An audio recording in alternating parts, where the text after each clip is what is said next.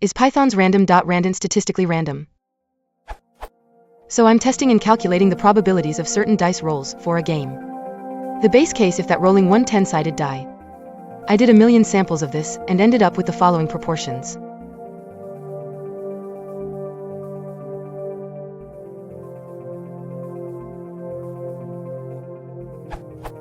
These should of course all be 10%. There is a standard deviation of 0.0323207% in these results. That to me seems rather high. Is it just coincidence? As I understand it, the random module accesses proper pseudo-random numbers, i.e. ones from a method that passed the statistical tests to be random. Or are these pseudo-random number generators? Should I be using cryptographic pseudo-random number generators? I'm fairly sure I don't need a true random number generator. See this URL, this URL. I am currently regenerating all my results with 1 billion samples. Cause why not? I have a crunchy server at my disposal and some sleep to do. From the random module documentation, almost all module functions depend on the basic function random, which generates a random float uniformly in the semi-open range 0.0, 1.0. Python uses the Mersenne twister as the core generator. It produces 53-bit precision floats and has a period of 2**19937-1. The underlying implementation in C is both fast and thread-safe. The Mersenne twister is one of the most extensively tested random number generators in existence. However, being completely deterministic, it is not suitable for all purposes and is completely unsuitable for cryptographic purposes.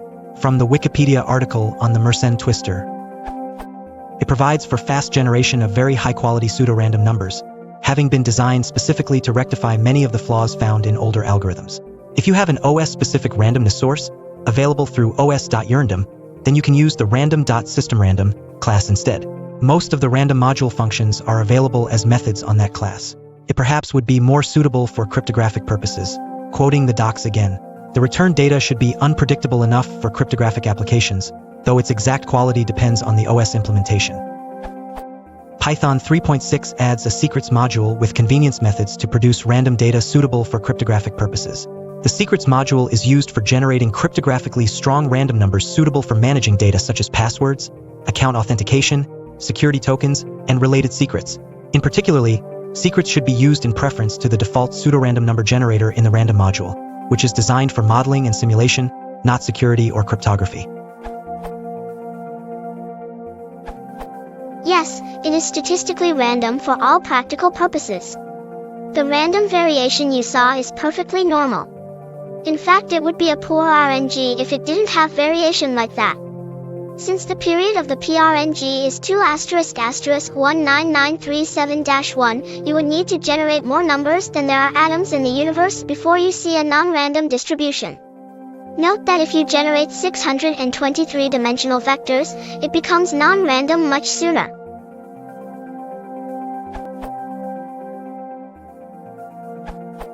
Martine's answer is a pretty succinct review of the random number generators that Python has access to. If you want to check out the properties of the generated pseudo-random data, download random.zip from this URL and run it on a big sample of random data. Especially the chi superscript 2, chi squared, test is very sensitive to randomness. For a sequence to be really random, the percentage from the chi superscript 2 test should be between 10% and 90%. For a game, I'd guess that the Mersenne twister that Python uses internally should be sufficiently random, unless you're building an online casino, smiley face. If you want pure randomness, and if you are using Linux, you can read from /dev/random. This only produces random data from the kernel's entropy pool, which is gathered from the unpredictable times that interrupts arrive, so it will block if you exhaust it. This entropy is used to initialize seed, the PRNG used by /dev/urandom. On FreeBSD, the PRNG that supplies data for /dev/random uses the Yarrow algorithm, which is generally regarded as being cryptographically secure. Edit: I ran some tests on bytes from Random.Randint. First creating 1,000,000 random bytes.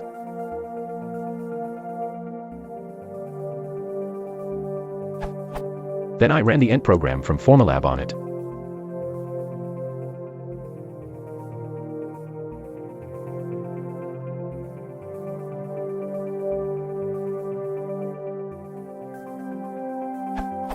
Now for the chi superscript 2 test, the further you get from 50%, the more suspect the data is. If one is very fussy, values 10% or 90% are deemed unacceptable. John Walker, author of Ent, calls this value almost suspect. As a contrast, here is the same analysis of 10 MIB from FreeBSD0PRNG that I ran earlier.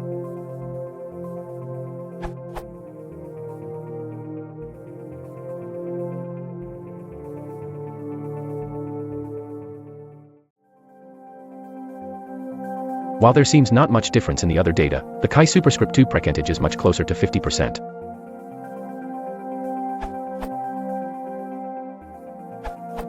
I reran the ops exercise with 1 billion iterations.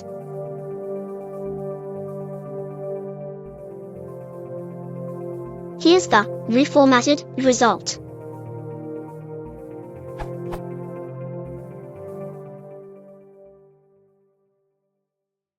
See the other answers to this question for their excellent analysis.